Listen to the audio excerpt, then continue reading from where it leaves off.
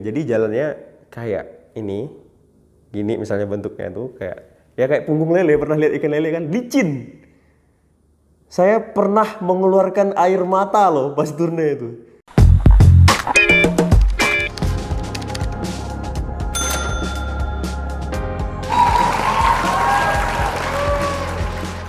Halo, Frater Ari. Iya, selamat sore, Frater Nedi. Kali ini saya akan memberi tantangan kepada Frater Ari. Wow, Jadi metodenya adalah nanti Frater Ari memegang kotak ini, silakan diambil dulu. sekarang oke. Ini kotak apa ini, Frater Jadi Nedi? di dalam kotak itu ada beberapa pertanyaan, nanti Frater Ari menjawab. Oke, setuju? Iya, siap. Oke, sip. Saya penasaran, apa pertanyaan yang sudah dirangkai oleh Frater Nedi? Oke, silakan. Oke.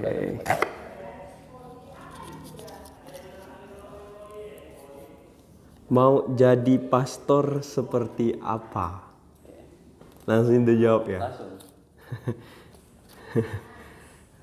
Saya ini teman-teman sejak dini itu suka merencanakan sesuatu, suka berpikir membuat sesuatu yang besar, dan senang sekali merancang banyak hal. Tetapi kata pembina saya, kamu itu terlalu banyak bermimpi, sedikit berbuat.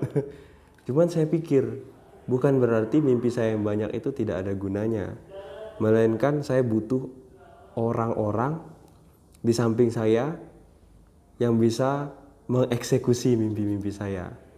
Nah, berhubung saya ini adalah orang yang suka berpikir dan punya banyak rencana, sepertinya tanpa mengabaikan yang lain, tetapi karena di sini ditanyakan mau jadi pastor seperti apa, saya mau menjadi pastor yang produktif, mengemban iman umat, dan kreatif menyampaikan ajaran iman, bukan hanya ajaran iman yang dalam katekese yang sudah semua orang secara umum terima waktu katekumen, tetapi ajaran iman yang terus menerus berlanjut dan menjadi hidup bagi umat setiap hari. Bagaimana caranya? Saya ingin melibatkan anak muda. Terus terang, mimpi saya itu, kenapa saya lebih menyasar anak muda? Karena anak muda itu masih punya banyak tenaga, punya banyak waktu, punya banyak ide, dan di zaman saya mungkin kalau saya akan menjadi pastor nanti, itu anak mudanya udah canggih gitu ya, jago memain alat-alat komunikasi, sehingga mimpi saya tadi itu menemukan jalan tol. Kalau saya menjadi pastor dengan mimpi itu terus bekerja sama dengan anak muda. Tetapi lebih dari itu semua, Bapak, Ibu, saudara-saudari dan adik-adik semuanya, mimpi saya yang paling sederhana adalah menjadi pastor yang baik dan aktif. Baik artinya saya melakukan kehendak Tuhan, aktif artinya saya tidak menunggu diperintah untuk melakukan kehendak Tuhan itu. Itu saja Frater Nedi dari saya. Lanjut. Banyak nih pertanyaannya nih ya rupanya. Itu request dari para fans nih. Pengalaman pastoral yang menarik dan berkesan. Ini dihitung dari mana nih? Selama jadi frater. Ya, boleh. Oke, pengalaman pastoral yang sangat menarik dan berkesan adalah ketika saya berpastoral. Saya itu mendapat tempat pastoral dulu di paroki Santa Maria Tanah Pinoh, Kota Baru, Keuskupan Sintang. Itu dia terletak di Kecamatan Tanah Pinoh, bagian perbatasannya Melawi dengan Kalteng, Kalimantan Barat dengan Kalimantan Tengah. Di sana saya didampingi oleh Pastor Silverius Yohanes Orwan. Pastor terkece, terkeren, termantap, teroke. Pengalaman saya di sana diberi tugas yang paling utama adalah berpastoral. Artinya turne, mewartakan Injil, memimpin ibadat, memberi katekese, dan membina umat-umat. Lalu saya dapat tugas yang lumayan menyenangkan dan sangat seru, yaitu mendampingi asrama waktu itu. Siswanya ada 30-an, terdiri dari anak SMA dan SMP, cewek dan cowok. Nah, saya ini kan dulu waktu masih di asrama, di seminari juga termasuk orang yang nakal, susah diatur, sangat susah. Saya mengakui dan saya minta maaf sekaligus berterima kasih kepada semua pembina yang pernah mendidik saya. Lalu ketika saya menjadi pembina sendiri, saya mengalami bagaimana susahnya mengatur orang yang nakal. Wow, Anda akan sering sekali menarik nafas dan mengeluarkannya dengan suara yang sangat keras. Woi, lihat itu, lihat ini, bersihkan itu, bersihkan ini. Saya mengakui, waktu saya mendidik anak-anak itu, saya tidak hanya menggunakan akal sehat, tetapi juga akal sakit. Nah, akal sakit itu kadang waktunya marah, saya marah. Memang orang bilang perlu sabar, sabar brother, sabar, pasti bisa lebih baik. Oke, bisa memang. Tetapi ketika saya pikir saya harus mengambil keputusan untuk marah, saya akan marah. Itulah cara saya mendidik. Dan menurut saya tidak tahulah bagaimana anak asrama menanggapinya. Menurut saya mereka karena metode seperti itu, mereka tahu apa yang harus mereka lakukan. Itu yang paling saya senang. Jadi dulu di Kota Baru itu saya punya kebiasaan. Seorang anak punya kewajiban mengambil sampah kalau dia melihat pertama kali. Misalnya ini sampah. Terus saya dan Frater Nedi berjalan. Pas berjalan yang melihat sampah itu adalah saya. Maka saya harus mengambil sampah itu dan membuangnya ke tong sampah. Itu dilakukan oleh mereka di Kota Baru dulu. Dan pastoran asrama itu menjadi bersih. Saya senang, kami senang. Saya dan Pastor Sil senang. Cara-cara sederhana seperti itu menurut saya itu bukan hal kecil loh ya teman-teman, membuang sampah pada tempatnya. Pada akhirnya seseorang akan belajar bagaimana mengambil sesuatu dan menyimpan benda itu di tempatnya. Nah, kira-kira begitu. Pokoknya keseruannya membimbing anak asrama itu luar biasa. Ada emosi, marah, senang. Jadi gini, saya pernah hampir putus asa loh mendampingi anak asrama yang nakal itu. Nanti kalau kenal anak-anak asrama di Kota Baru bisa tanya. Karena apa? Karena saking nakalnya enggak mau dibilang. Kalau Pastor Sil tidak ada di pastoran, pengen ku makan mereka semua itu. Tapi suatu sore pas saya bangun tidur, sebelumnya saya udah emosi, marah-marah karena mereka tidak membersihkan rumah, belajar tidak, pokoknya tidak belajar dan sebagainya, keluar dan sebagainya. Saya berpikir sepertinya saya berhenti memperhatikan mereka. Saya kumpulkan mereka di gereja waktu itu, lalu saya ngomong, anak-anak, bagaimana kalau kalian tidak usah didampingi, saya bilang. Jadi kalian bisa bebas berekspresi, pokoknya happy, sehappy-happynya. Kalian urus diri sendiri. Entah kalian mau tidur, nakal, enggak belajar, terserah kalian. Ngapa brother? Kok brother gitu? Karena sia-sia. Yang saya omong kepada kalian tuh enggak ada yang masuk. Percuma, saya berkuar-kuar. Kalian enggak melakukan apa?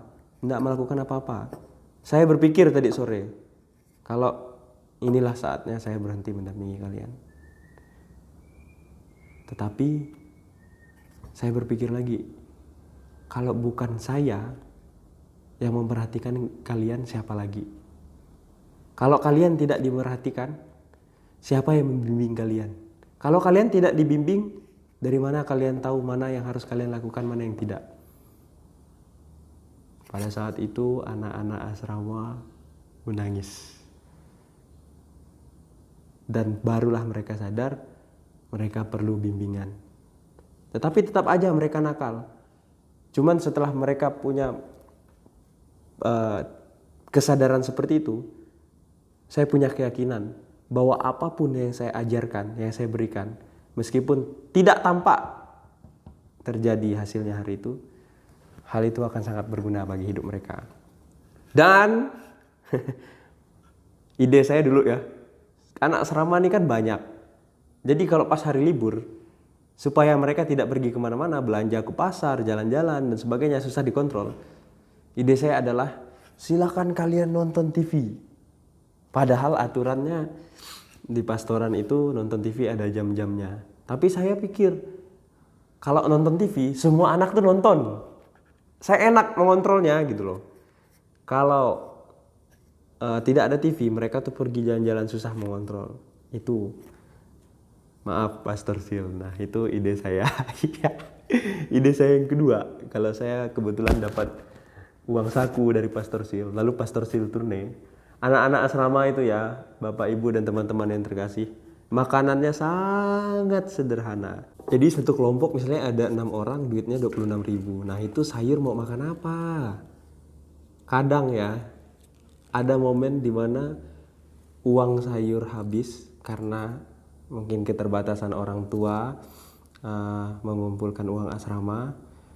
Jadi mereka tuh harus mencari pakis, mencari sayur apa di hutan, makan seadanya. Saya betul-betul kasihan, tapi memang itulah keadaan yang ada karena ini kan di pedalaman kecamatan yang jauh gitu. Maka kadang saya tuh punya ide, ketika saya dikasih duit, Pastor Sil tidak ada di rumah, saya pakai duit itu untuk membeli lauk, ayam, daging, sayur yang enak-enak. Terus saya bilang anak asrama, hari ini kita makan besar, saya jamin. Itu Pastor Sil sekali lagi enggak tahu ide saya yang ini nih. Masak sayur itu di pastoran.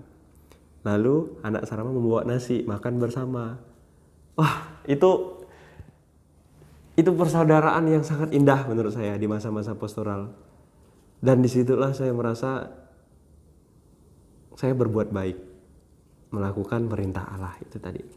Nah kalau pengalaman yang lain, ya kalian tahu lah kalau turne di Kalimantan Barat, terutama di Kota Baru, itu pas dari stasi ke paroki jarak yang paling jauh ada yang sampai 3 jam bermotor atau 4 jam, dan jalannya tuh bukit-bukit. Kalau istilah orang sana nyebut itu punggung lele. Jadi jalannya kayak ini, gini misalnya bentuknya tuh kayak punggung lele. Pernah lihat ikan lele kan? Licin. Saya pernah mengeluarkan air mata loh pas turne itu. Karena motor Win saya itu tenggelam sampai hampir ke joknya. Knalpotnya tuh hanya bunyi pop pop pop pop pop gitu. Di kebun karet. Jadi jalan turne saya itu ada suatu stasi, saya lupa namanya, tapi itu sangat jauh dan umatnya hanya 6 orang, 6 kepala manusia, umat Katolik. Jadi saya dengan sahabat saya ini menangis di jalan. Ini betulan. Menangis di jalan karena apa? Pertama kami itu melewati jalan poros, jalan besar. Lalu semakin dalam yang ada hanya kebun karet dan jalannya tuh banyak. Dan di situ lumpurnya dalam-dalam. Astaga, hujan jam 6 malam. Saya sampai berdoa saya memang, tapi saya berdoa tuh marah-marah. Tuhan, saya bilang, kenapa ada tempat yang seperti ini? Dan umatmu sangat sedikit di sana. Mengapa kami harus melalui rintangan yang pokoknya sangat berat? Saya yakin kalian kalau melewati itu tuh belum tentu keluar hidup-hidup. Bukan sombong, mau menunjukkan kalau susahnya medan itu. Tapi saya bilang, karena ini kehendakmu, biarlah kehendakmu yang terjadi, tolonglah kami. Akhirnya kami bisa melewati halang rintangan, datang ke stasi itu, ibadat di rumah yang atapnya bocor. Dan saya terharu dan punya kebahagiaan tersendiri gitu loh. Bahwa Injil itu sampai kepada orang seperti mereka melalui kami. Itu yang membuat saya sangat bersyukur. soal terbalik lungkang kalau bahasa orang Dayak tuh. Jadi jatuh terpelanting-pelanting itu sudah menjadi makanan. Jatuh di sungai. Saya pernah dengan motor Mega Pro. Jadi motornya tuh melintang di parit gitu. Tapi dia tuh sungai, aliran sungai. Parit aliran sungai. Dan badan saya itu jatuh. Dan saya diketawakan oleh teman-teman saya tuh. Luar biasa. Maksudnya tuh, aduh happy lah pokoknya. Meskipun jalannya jelek dan sebagainya. Tapi pengalaman itu tuh pengalaman yang membuat happy sekali. Banyak pengalaman yang menyenangkan di masa pastoral. Tetapi itulah beberapa yang menurut saya sangat berkesan. Ketika mendorong motor sendiri, kita pakai KLX, orang kampung bilang, "Frater enak pakai KLX." Kamu tahu enggak jalan punggung lele itu? Kamu tidak akan bisa menginjak kiri kanan menggunakan KLX itu motor tinggi.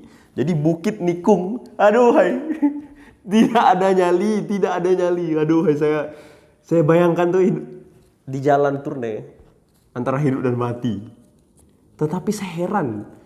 Enggak pernah saya tuh mengalami kecelakaan yang membuat patah tangan, sakit badan tuh enggak pernah. Padahal kalau jatuhnya begitu susah. Dan dari situ saya yakin Tuhan selalu menyertai orang-orang yang Dia panggil. Itu aja sederhananya. Frater Nedi, hal-hal yang berkesan. Pertanyaan selanjutnya saya kocok ya. Makin seru nih sepertinya nih. Tempat liburan yang diidam-idamkan. Wow. Pertanyaan macam apa ini? Tempat liburan yang paling diidam-idamkan itu saya suka tempat yang banyak hutan, pemandangan sangat indah, lalu airnya bersih, tempatnya udaranya bersih, dan itu sepertinya saya jumpai di satu tempat bernama Netherlands. Ya bukan sih, berarti Switzerland. Pokoknya daerah, kalian pernah enggak sih nonton film The Lord of the Ring? Jadi landscape tempat mereka syuting itu di mana sih? New Zealand lah. Pokoknya ada lan-lannya lah. Aku lupa apa terjadi. Cuman aku punya mimpi untuk pergi ke tempat seperti itu. Tahu enggak, mimpi saya yang sangat sederhana tuh. Saya menghabiskan waktu dengan orang-orang terdekat saya, dengan orang-orang yang sangat saya cintai, orang tua, sahabat, kerabat dekat. Naik mobil van, tahu mobil van ya? Mobil yang sekaligus ada rumah di dalamnya. Jadi kami bisa jalan kemana-mana, terus ketika kami lelah, kami bisa camping di situ, bakar-bakar, nyanyi-nyanyi, makan-makan. Itulah tempat libur yang paling saya inginkan. Sebenarnya tempat itu bukan menjadi masalah bagi saya, Frater Nedi. Asalkan saya bersama orang-orang yang tepat. Orang-orang yang tepat itu orang-orang yang saya cintai, sahabat-sahabat saya, orang yang saya kenal. Karena menjadi sangat bermakna ketika saya berjalan dengan orang-orang yang tepat gitu loh. Sehingga mungkin teman-teman boleh mencoba kalau ingin pergi ke suatu tempat, terutama teman-teman yang suka berpergian dengan orang lain, pergilah dengan orang-orang yang tepat gitu loh. Karena di situ kamu akan menemukan kegembiraan dan pembelajaran yang luar biasa. Itu. Sip. Oke. Pertanyaan selanjutnya.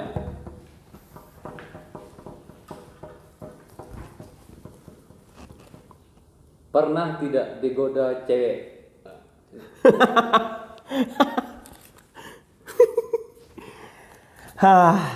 Pertanyaan ini tidak pantas ditujukan kepada saya. Karena lihat wajah saya ini memesona, pesona yang tersembunyi. Sehingga tidak banyak cewek yang melihat saya ini tertarik gitu loh. Karena mereka tidak melihat pesona yang tersembunyi. Tetapi pernah, nggak usah disebut nama ya, karena kasihan ceweknya. Bukan kasihan ceweknya, saya senang loh. Terus terang seumur hidupku, seumur hidup saya 2 kali cewek yang menyatakan perasaannya duluan. Dan itu bukti definitif kalau mereka menggoda. Waktu SMP kelas 2 SMP itu bukan disebut godaan lah. Jadi cewek yang duluan menyatakan kalau dia suka gitu. Dia menyatakan lewat temannya, Yan, ini gimana? Sebut saja namanya ini gimana? Baik, aku bilang. Jadi kami tuh kawan akrab. Kamu suka gak dengan dia? Suka, aku bilang. Karena aku ini kan senang bersahabat dengan siapa saja. Maksudnya lebihan. Lebih gimana, aku bilang. Ada perasaan lebih gak? Bentar loh, maksud kamu apa? Ya kayak lebih dari sahabat gitulah, pacar, aku bilang. Ya, wah. Jadi saya berpikir dulu, teman saya yang suka sama saya itu cantik emang. Pokoknya dia artis lah di SMP itu. Kalau saya bilang suka pacaran, seru juga kan, ceweknya cantik. Dan dia memang baik sama saya. Dia baik dengan mama saya tuh, dia sering jemput, dibawa ke sekolah. Saya bilang, iya, saya mau. Saya bilang, nah itulah pertama kali saya disukai cewek. Padahal waktu itu saya banyak jerawat dan keriting.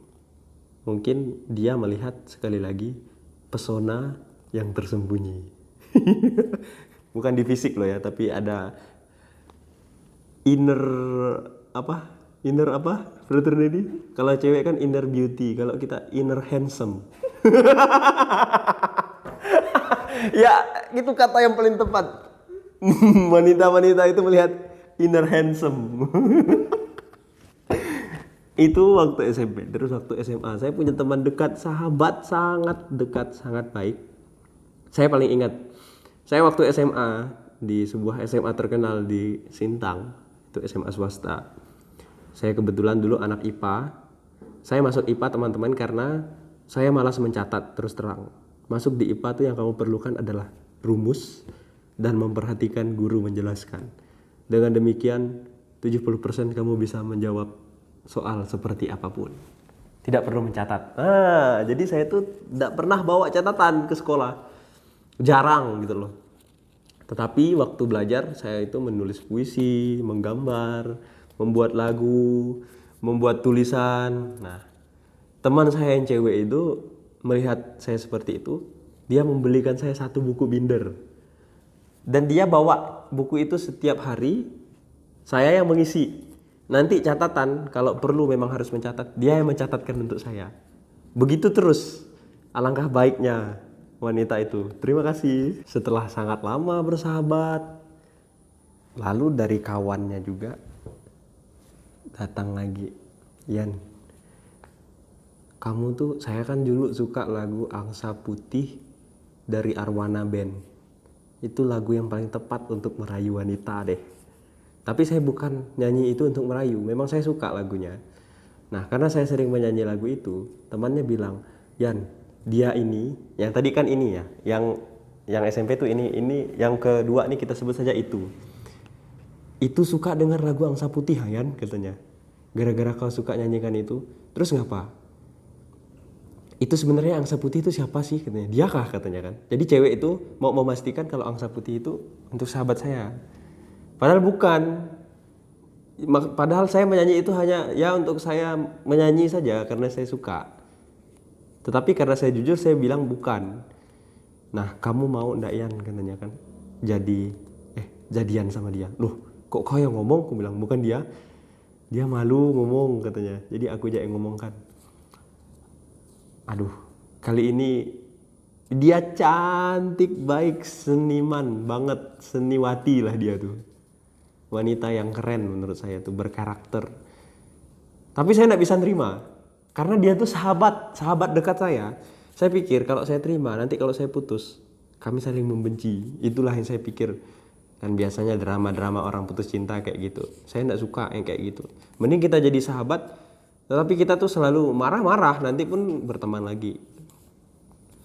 Akhirnya ya mungkin cewek itu kecewa. Sekali lagi saya tidak ada maksud tidak menyukaimu. Saya sangat mencintainya kok. Dan untuk menjaga itulah tidak terjadi cinta yang seperti orang lihat pacaran dan sebagainya. Nah itu, saya ada satu lagi, Frater Nedi. Seorang cewek yang menulis waktu SMA ya, itu lagi boomingnya internet dan orang mulai menulis-menulis di blog.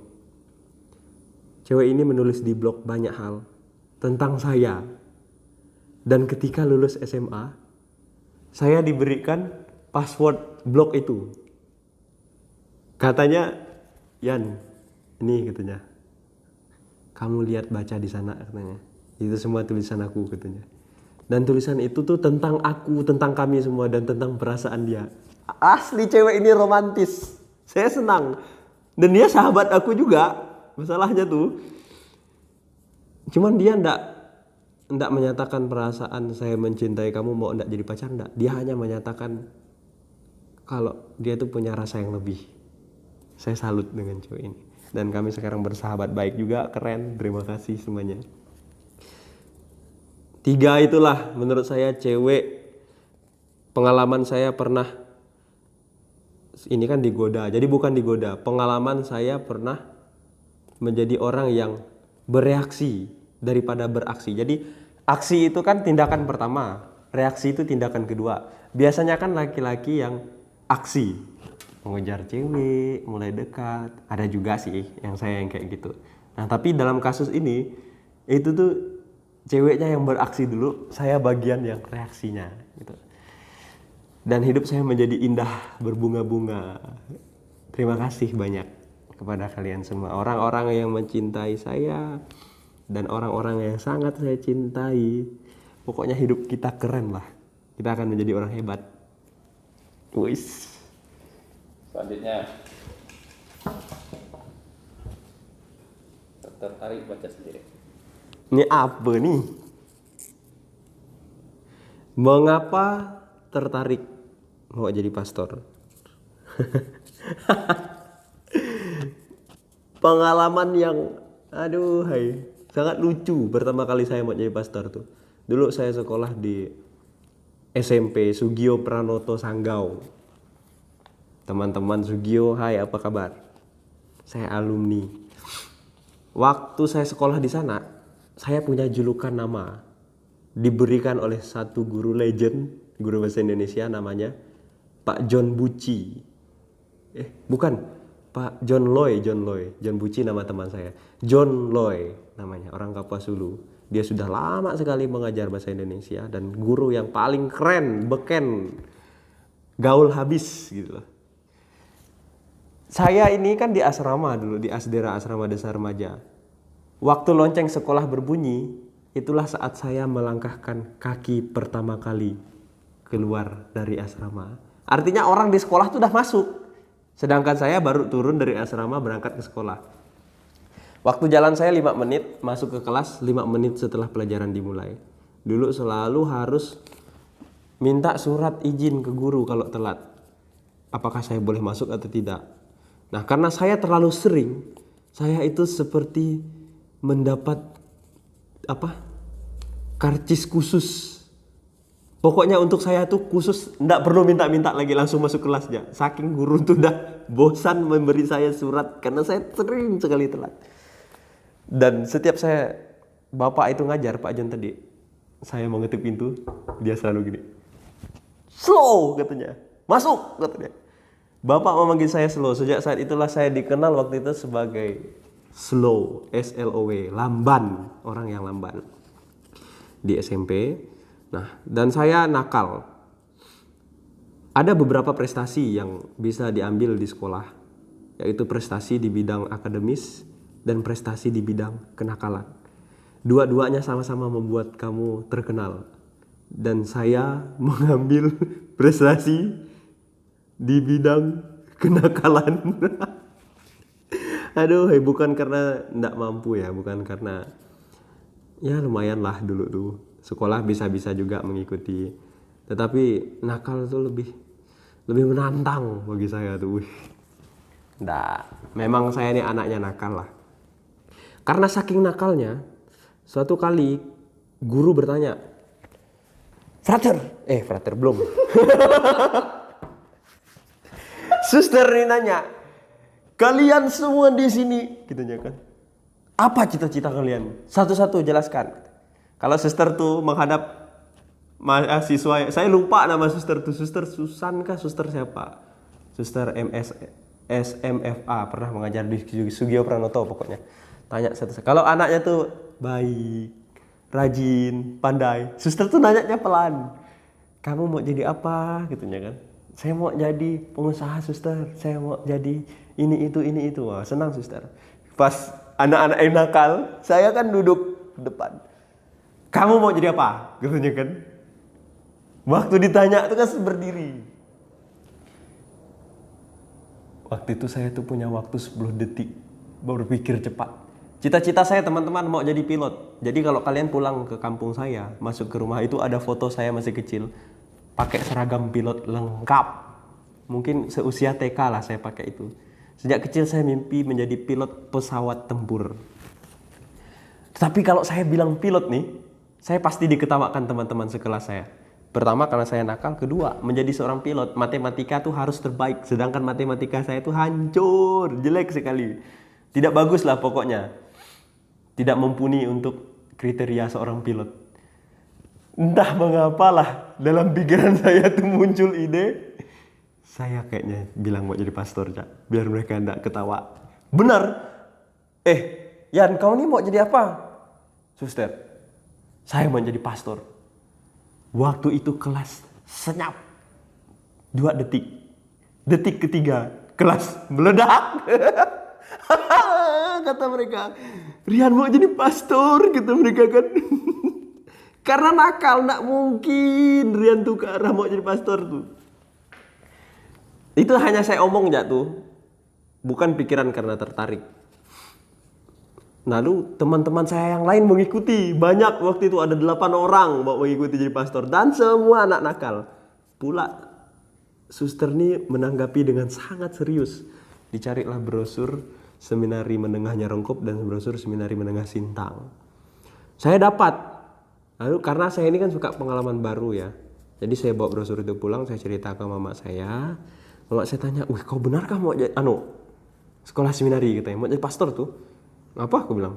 "Mau lah," aku bilang. "Kan banyak kawan baru," aku bilang. "Tinggal di asrama kan." "Ya," katanya. "Tapi itu nanti jadi pastor tuh," katanya kan. Jadi kayak om kan. Jadi om saya tuh ada yang pastor juga. Kebetulan keluarga saya banyak juga yang sudah biarawan, biarawati jadi pastor. Nah, akhirnya ya karena kesukaan saya punya sahabat baru, saya memilih seminari Sintang karena di sana ada keluarga saya juga.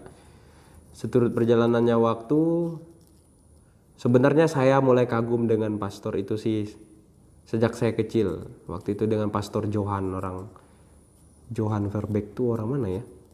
Belanda. Iya kah? Kalau dari nama sih kayaknya Belanda. Ya, orang Belanda. Sangat baik dengan anak-anak, sangat baik, dan orang sangat baik kepadanya. Lihat, saya tertarik kepada pastor gara-gara itu. Gara-gara pastor yang baik kepada orang lain dan orang baik kepada pastor. Banyak membantu dulu pastor Johan Verbeek tuh. Itulah yang membuat saya tertarik. Lalu seiring berjalannya waktu, karena pemurnian panggilan namanya di seminari itu. Kita punya mimpi apa saja, boleh bermimpi apa saja, punya motivasi apa saja untuk menjadi pastor, dan melalui pengalaman apa saja. Tetapi menurut refleksi saya, pada akhirnya saya menjadi pastor adalah karena saya mengalami cinta Allah yang besar dalam hidup saya sendiri, dan saya ingin mencintai Allah dengan cara hidup panggilan ini menjadi seorang frater. Kenapa tidak milih lain, frater? Kan bisa menjadi kepala keluarga, menjadi pengusaha. Itu kan juga mempunyai juga bisa mengamalkan cinta kasih Allah. Bisa sekali, sangat bisa. Tetapi kembali lagi saya memilih itu gitu. Dan saya nyaman. Itu sebenarnya. Apapun pilihan kita, kalau kita sudah nyaman, lakukanlah itu. Kenyamanan ini bukan berarti senang saja, bukan. Maksudnya nyaman itu kita sudah mendalaminya, kita sudah tahu semua konsekuensinya, bergulat di sana sekuat tenaga, jatuh bangun.